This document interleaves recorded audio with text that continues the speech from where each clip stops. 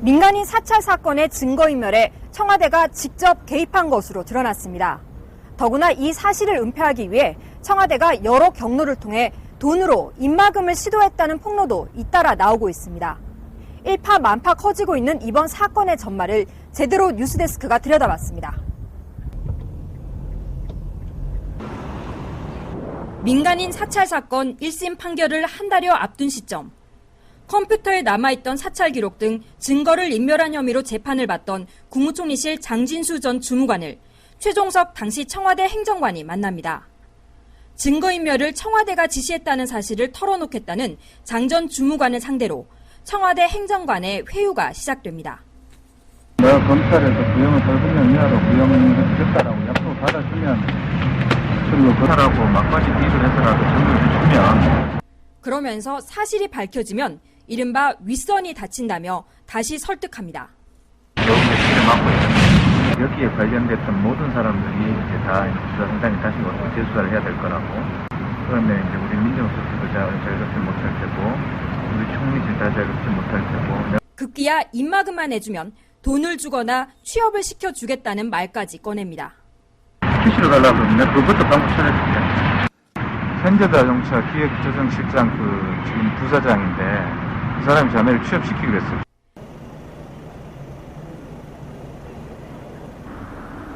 몇 달 뒤 2심 재판을 앞둔 시점. 이번엔 국무총리실 공직윤리지원관실 유춘열 국장이 장 전 주무관에게 전화를 걸어 구체적인 액수를 언급하며 다시 회유에 나섭니다. 임점만 생각한다 그랬더니 그래서 좀 여기 그냥 5, 10을 가고 싶으니까 그래서 돈을 해줬으면 좋겠다. 미니멈 5에다 보면 10에 사이는 될 것 같고 다. 돈의 출처는 총리실이 아니라 청와대라고 말합니다. 그래도 나오는 건 제가 나올 거 아니겠어, 이제? 이 전화가 걸려온 때는 장 전 주무관이 중앙징계위원회에 출석해 증거인멸을 청와대가 시켰다고 사실대로 털어놓은 직후 2심 재판에서도 장 전 주무관이 사실을 말할까 두려워 청와대가 총리실 국장을 내세워 미리 입막음을 시도했다는 의심이 드는 대목입니다. 지난해 4월 2심 재판에서 장 전 주무관이 집행유예를 선고받고 며칠 뒤 유 국장은 저녁 식사나 하자며 장 전 주무관을 불러냅니다. 그리고는 식당에서 돈이 든 쇼핑백 하나를 건넵니다. 국장님께서 저한테 큰 돈을 주셨죠. 5천만 원. 5만 원짜리가 이렇게 100장씩 한 다발이 있지 않습니까? 예. 그게 열묶음인데 거기에도 다시 다발이 아직 불러지지 않은 완전히 신권. 장 전 주무관은 유 국장이 당시 5천만 원을 건네면서 청와대 민정수석실에서 나온 돈이라고 말했다고 밝혔습니다. 공직기강 비서관님이 많이 속상할 텐데 좀 위로로 주는 거라고 그렇게 말씀하셨죠. 돈 전달은 이후에도 또 있었습니다. 이번엔 평소 알고 지내던 공인 노무사가 장 전 주무관을 불러냅니다. 그리고 2천만 원이 든 쇼핑백을 건네면서 청와대 이영호 비서관이 주는 돈이라고 말했습니다. 쇼핑백 안에 그 검정 비닐봉지가 안에 들어있고 그 안에 이제 돈이 있었던 거죠. 5만 원짜리 현찰? 예, 5만 원짜리 내묶음. 이영호 비서관님 마련해 주신 건데 아무 걱정 없이 받아서 쓰라. 그렇게 말씀하셨죠. 이렇게 두 차례에 걸쳐 전달된 돈은 모두 7천만 원. 장 전 주무관이 증거인멸을 청와대가 지시했다는 사실을 재판에서 털어놓지 않은 데 따른 보상금일 거라는 추정이 가능합니다. 지금까지 나온 증언들을 종합해보면 증거인멸을 청와대가 지시했다는 사실을 은폐하기 위해 주도적으로 나선 것으로 보이는 청와대 조직은 두 곳. 먼저 민간인 사찰을 지시한 몸통으로 지목되고 있는 사회정책수석실 소속 고용노사비서관실.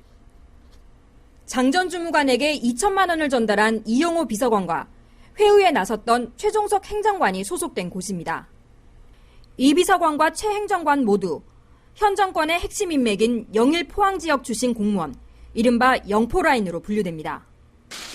이에 대해 이영호 비서관은 증거인멸을 지시하고 2천만 원을 전달한 것은 사실이라며 자신이 이번 사건의 몸통이라고 주장했습니다. 자료 삭제하는 모든 문제는 바로 제가 몸통입니다. 몸통입니다. 저희의 모든 책임을 물으시기 바랍니다. 다음은 청와대 민정수석실. 이곳엔 장 전 주무관에게 전달된 5천만 원의 출처로 지목된 장성명 공직기강 비서관이 있습니다. 장 비서관은 서울시 공무원을 거쳐 이명박 대통령과 함께 청와대에 입성한 일명 S라인의 핵심 인사로 통합니다. 그러나 장 비서관은 이 같은 금품 제공에 관여한 적이 없다며 의혹을 철저히 부인하고 있습니다.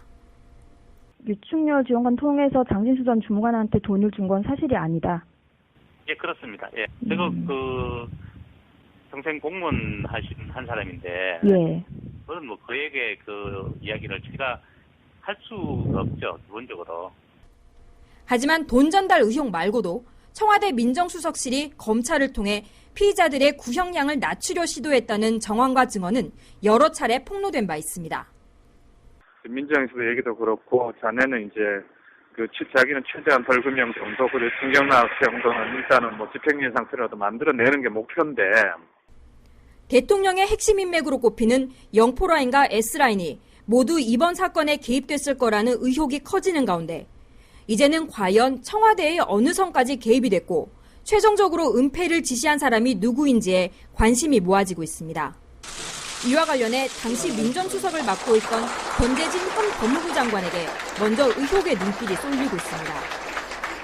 민정수석실 소속 장성면 비서관이 은폐를 위한 회유에 나섰다면 민정수석이었던 권 장관이 이를 몰랐을 리 없을 것이고 그렇다면 수석 비서관 회의 등을 거쳐 이명박 대통령에게까지도 보고됐을 가능성이 있기 때문입니다. 여기에 이 대통령의 복심으로 불리는 임태희 전 대통령 실장이 불법 사찰 혐의로 구속된 이인규 전 공직윤리지원관과 진경락 전 과장의 가족들에게 금일봉을 준 사실까지 뒤늦게 드러나면서 이번 사건의 몸통을 둘러싼 의혹은 점점 권력 핵심부를 향해 가고 있습니다. MBC 제대로 뉴스데스크 조효정입니다. 나흘 뒤면 세계 50여 개국 정상들이 참여하는 회관보 정상회의가 서울에서 열립니다. 때문에 서울 전역에는 삼엄한 경계 속에 초비상이 걸렸습니다. 하지만 정작 국가의 중요한 기밀시설에서는 어처구니 없는 일이 일어났습니다. 30대 초반의 아랍인. 이름은 압둘 길릴 모하메드입니다. 5년 전 이집트에서 한국에 들어온 압둘은 현재 불법 체류자 신분으로 법무부의 추적을 받고 있습니다. 그는 허위 초청장을 보내 아랍인들을 한국에 들여온 뒤 수수료를 챙기는 브로커로도 유명합니다. He used some Korean people. Example, some Korean people have company. Oh, I have buyer from Egypt.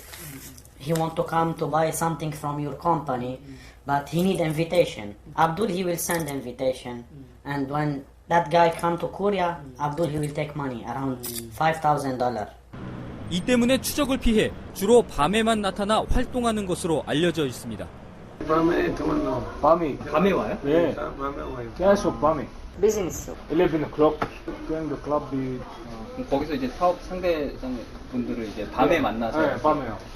지난해 12월 국군 수도방위 사령부에 아랍인 3명을 태운 차가 들어갔습니다. 이 차에는 문제의 압둘도 타고 있었습니다. 아랍인들을 인솔한 사람은 기무부대 수방사 운용장교인 양모소령.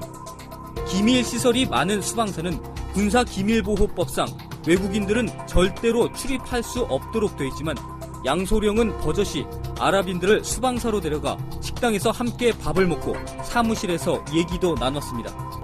그리고 이 과정에서 수방사의 내부 구조 등이 고스란히 아랍인들에게 공개됐습니다. First, when we enter, here the police gate, here small office, 50 meters like that. Here have parking, and left side the restaurant.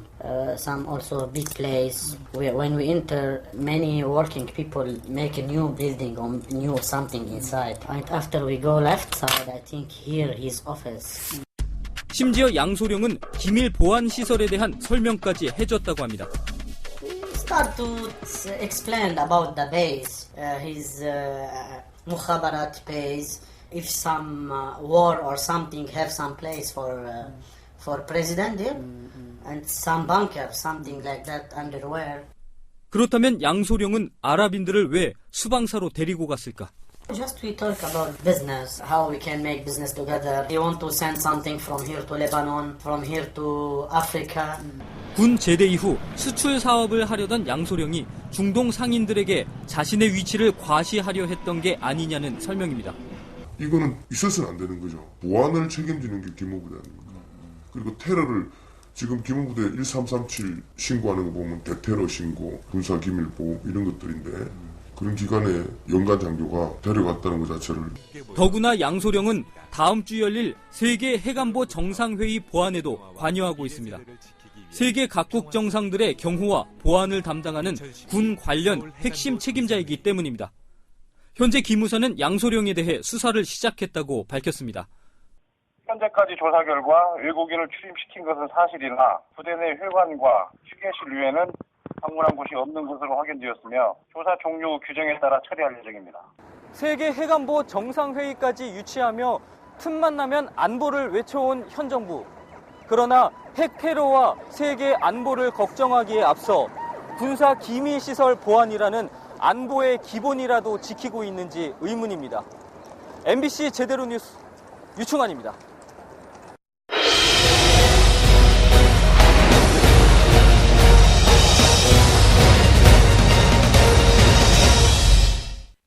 휘발유 값이 1리터에 2,000원을 훌쩍 넘어섰습니다.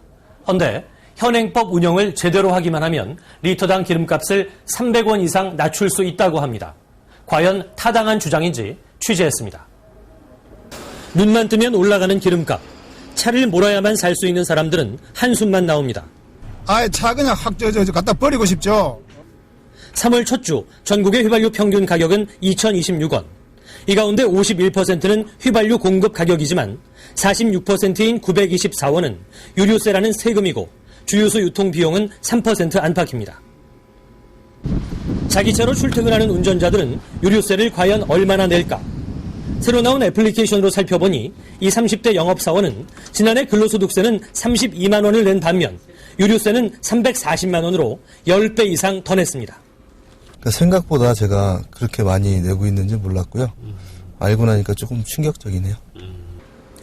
2010년 정부가 걷어들인 근로소득세는 16조 원인 반면 유류세는 20조 원이 넘을 것으로 추정됩니다. 유류세 중 절반이 넘는 교통에너지환경세는 1리터를 살 때마다 529원을 내야 합니다. 그런데 교통세는 탄력세여서 30%를 내릴 수도 올릴 수도 있는데 현재는 기존보다 11%를 더 걷고 있습니다. 시행 규칙에 따라 탄력세인 교통세를 30% 낮추고 관세와 수입 부가세를 줄이면 1리터에 330원 이상 기름값을 낮출 수 있다는 주장이 잇따르고 있습니다. 지금부터 지금 기준으로 해서 40%를 할인을 할 수 있는 상태죠. 제 계산으로는 아주 간단하게 한 300원 정도는 충분히 낮출 수가 있습니다. 하지만 정부는 국제 원유가가 더 올라야 탄력세를 적용하겠다는 입장입니다.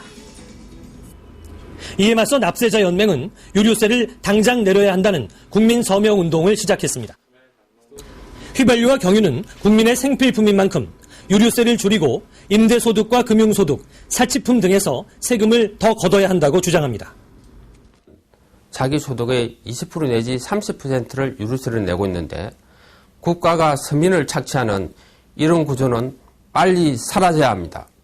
취재팀은 최근 여론조사에서 상위권인 대통령 선거 예비후보 6명에게 탄력세 적용을 통한 기름값 인하와 세금 정책에 대한 의견을 묻는 이메일을 보냈습니다. 제대로 뉴스데스크 안영준입니다.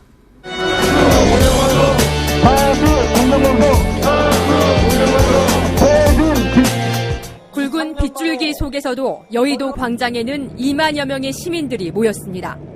MBC, KBS, YTN, 방송 3사 낙하산 사장의 동반 퇴임을 축하하는 공동 파업 콘서트. 용기를 잃지 말라는 주문에서부터. 사실 저도 많이 겁났습니다. 무서웠고. 근데 순간 생각해보니까 왜 내가 겁나야 하고 무서워하는지 잘 모르겠더라고요. 그래서, 때론 질책의 목소리로. 서로 기대지 않으면 살 수 없을 만큼 슬픈 시대가 돼버렸습니다. 그거보다 더 나쁜 건 침묵하는 언론이었습니다. 때론 풍자와 웃음으로. K의 인규하고 M의 재철이하고 Y의 석규가 아니 그 각각 혼자서 회사를 다 말아먹었다고 하는데 재용아 이 세 사람 다 스카웃해서 현대에 꽂아라. 그리고 분노의 노래로 방송사 파업을 응원했습니다. 갈라버려! 이제 떠나버려!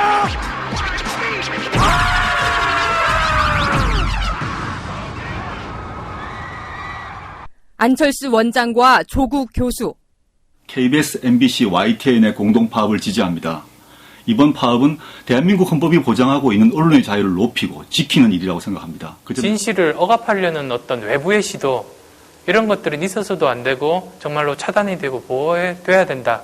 그리고 문재인 민주통합당 상임 고문도 영상 메시지를 통해 함께했습니다. 콘서트의 절정은 시민들과 함께 연출한 MBC 프리덤.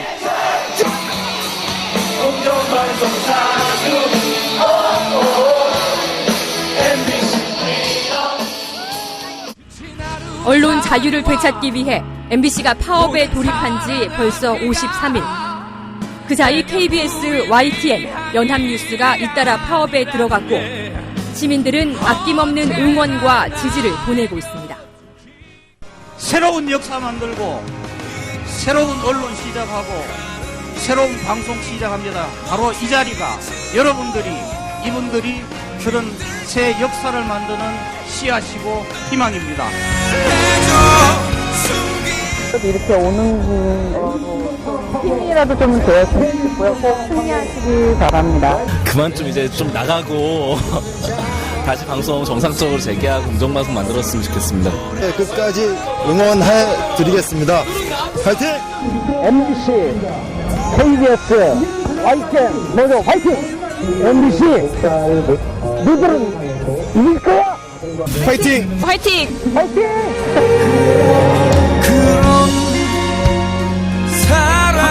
한 걸음씩 묵묵하게 앞으로!